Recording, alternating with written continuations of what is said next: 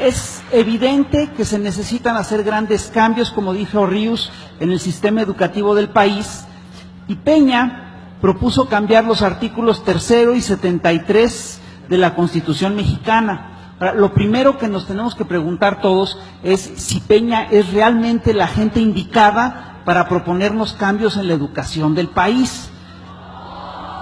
Yo estoy de acuerdo con ustedes. Y luego, es chistoso porque si revisamos la reforma de Peña, vamos a ver que esta reforma propone, entre muchas cosas, fortalecer la formación continua de los maestros y prohibir en las escuelas los alimentos chatarra. Hasta eso dicen. Ahora, la pregunta es de fondo es, ¿te cae que para eso necesitas modificar la Constitución?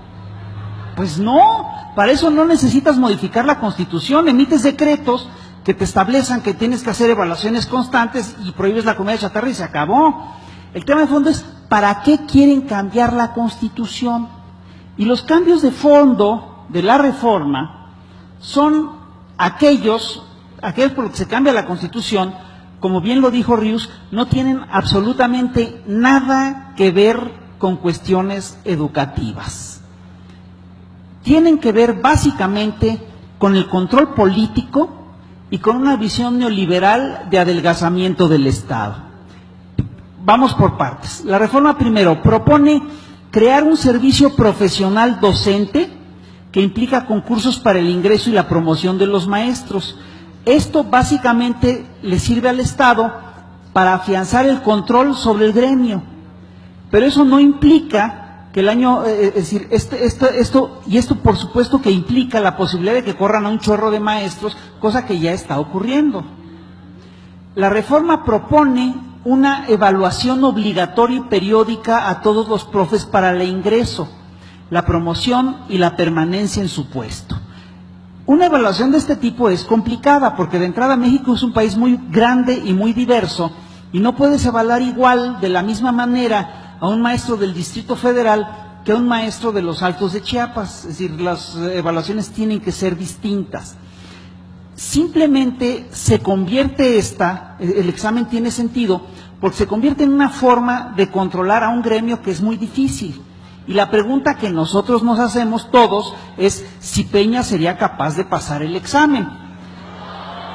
Yo estoy de acuerdo con ustedes. Yo recuerdo una maestra que presentó un cartel que era muy bueno, que decía, bueno, mira Peña, hacemos el examen tú y yo. Si yo no lo paso, me voy, pero si tú no lo pasas, también te vas. Peña no aceptó el reto. La reforma propone crear un Instituto Nacional para la Evaluación a la Educación que sería totalmente autónomo. Ahora, hay un truco en esto, porque ese instituto autónomo, resulta que el presidente es el que nombra a los miembros de la Junta de Gobierno. Pues si el presidente nombra a los miembros de la Junta de Gobierno, ¿de dónde chingados sacan que es autónomo? No le podemos pedir a Peña que haga un esfuerzo de lógica y que nos presente una cosa coherente.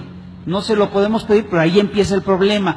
Y luego, la reforma propone fortalecer la autonomía de gestión de las escuelas públicas, lo dice así, y la idea es que alumnos, maestros y padres de familia participen en las mejoras a la infraestructura del plantel, en la compra de materiales educativos y demás. Esto ya está ocurriendo y básicamente lo que hace es que le pasa a los estudiantes y a sus familias el costo de la educación que debería de dar el Estado. Para estas cosas es que elevan este asunto a rango constitucional. Como verán ustedes, y como bien dijo Ríos, no hay un solo punto en la reforma educativa que realmente pretenda mejorar la educación. Con este proyecto de elevar la autonomía de gestión a rango constitucional, el Estado lo que hace es que se empieza a desprender de la obligación de dar una educación gratuita para todos. Y ese es el problema de fondo.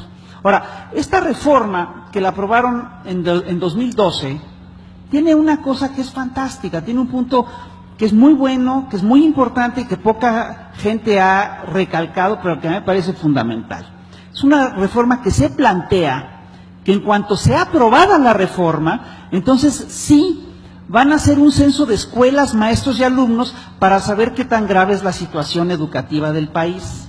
Y la pregunta es la siguiente: ¿no sería necesario hacer este censo y esta evaluación antes de hacer la reforma? Es como si ustedes fueran con un pinche doctor y el doctor les dice, joven, lo tenemos que operar. Y en cuanto salga de la operación, le hacemos análisis para ver cómo estaba.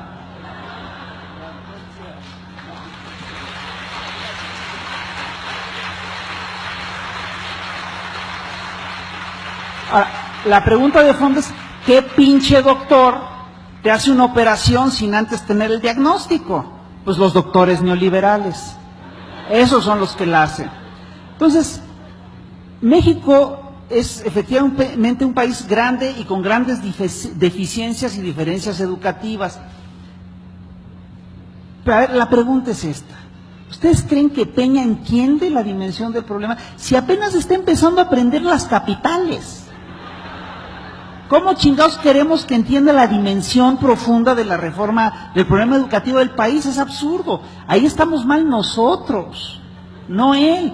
Y luego, yo estoy convencido de que al encarcelar a Gordillo, el gobierno lo que hizo básicamente es poner de lado un poder fáctico, pero también puso de lado a uno de los pocos actores que realmente controlaban al gremio. Pero además, echó a andar esta reforma de manera arbitraria y autoritaria. Dicen que no fue arbitraria y autoritaria porque la votaron el PAN, el PRI y el PRD, pero no me chingues. Nunca consultaron a los maestros.